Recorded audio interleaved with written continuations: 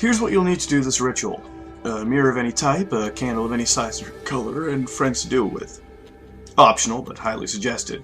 I should probably warn you, once you begin this ritual, there's no way to stop it. What I'm saying is, don't start it unless you're planning on finishing it. Have you ever broken a mirror? By accident or on purpose? Have you ever looked into a mirror and felt like there was something watching you from the other side? Or seen something sinister lurking within the eyes of your own reflection? You've probably heard the legend that breaking a mirror is 7 years bad luck. Legends about mirrors have been around for hundreds of years. In particular, some ancient civilizations where there was a sort of purifying effect to mirrors. They believed that by looking your reflection into the eyes, it would transfer a person's negative energy into the reflection in the mirror. They believed that this had a cleansing effect, but also hidden dangers. That's why breaking a mirror has been known to cause bad luck. Think about it. If it's true, then every time you look into a mirror, when you're transferring negative energy into it. Can you imagine just how much negative energy is just sitting there inside your bathroom mirror? When you break that mirror, that negative energy is released and causes bad luck for everyone around it. For this ritual to work, you'll need a mirror that you don't mind breaking. According to the manifesto, both the risk and the eventual reward for this ritual are stronger depending on how old the mirror is. It makes sense if you think about it. An older mirror has been looked into more and therefore has more negative energy inside of it. In order to begin the ritual, you must look your reflection into the eyes, transferring your negative energy into the mirror one last time. You'll need to do this for a few seconds. Then, you need to lean forward and breathe into the mirror, making it fog up with your breath. My sources refer to this as anointing the mirror with your breath. At first you might find this strange, but do a little digging and I think you'll find that the word breath once meant something similar to spirit. By breathing on the mirror, you are symbolically linking yourself to the mirror and to the negative energy contained inside. This linking is critical to the success of the ritual. Everyone in the group needs to do this step as well before moving on to the next one. After this is completed, you can light the candle. Use the candle to burn the mirror. This agitates the negative energy inside.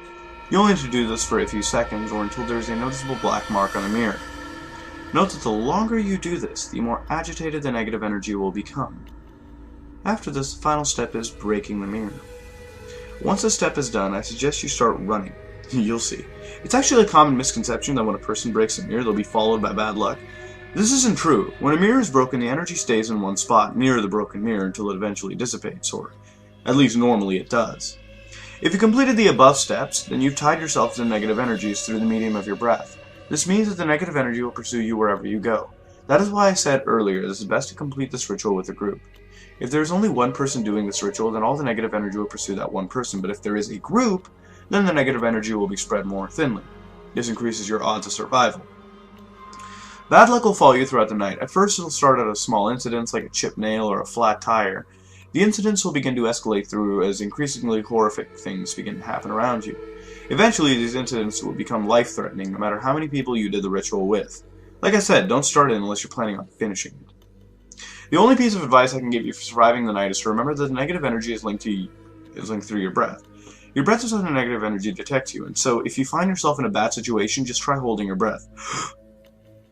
This should make you temporarily invisible to it. Of course, you can only hold your breath for so long. Still, this technique might provide you with a few extra seconds to get out of a dangerous situation. At this point, you're probably asking yourself, why on earth would anyone even engage in this ritual?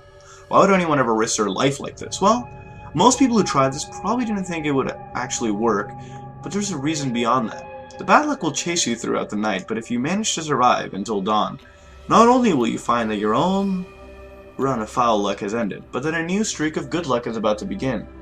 The first lights of dawn have a special purifying property. If you survive until the morning, then the negative energy inside the mirror will be purified and will re-enter your body, filling you to the brim with positive energy. After this, everything will go your way. You'll find that people are generally nicer to you and that the opposite sex is extremely attracted to you, or the same sex if that's your thing. You will succeed at everything you do, whether it be a job interview, an important exam, or a business venture. I would highly suggest buying a lottery ticket as well.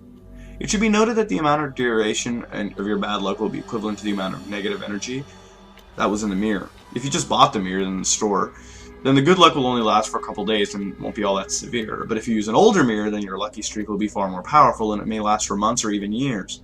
And if you had an old enough mirror, if you use a mirror that has a more personal connection to you, such as a bathroom mirror or a mirror from your bedroom, then the good fortune you experience will be more suited to your particular tastes and desires. One more thing I should probably warn you about is the timing of the ritual. The ritual needs to be started after sunset within 6 hours of dawn. It has to be started with at least those 6 hours there. 2 common tricks that people try to do in regards to the ritual are starting it during the daytime and starting a few minutes before dawn. Starting near dawn is probably the least dangerous of these little cheats. If you start near dawn, then the negative energy will not have enough time to fully manifest before being purified. The energy will just simply dissipate into the air rather than doing anything. And you'll probably walk away thinking this was all just a giant hoax. Starting during the day, though, however, is more dangerous. People start during the day thinking that the daylight will instantly nuke the bad energy and keep them safe. This isn't true. Notice that I said the lights of dawn that have this purifying power, not the light of day. By starting during the day, you've actually given the bad luck more time to pursue you and thus decrease your odds of survival significantly. You know, a lot of people might call you stupid or crazy for thinking, trying to attempt this ritual. I wouldn't, though. I can understand the thing that goes into it. I can understand wanting to take control of your luck, both good and bad, rather than accepting the seemingly random twists and turns that life seems to throw at us.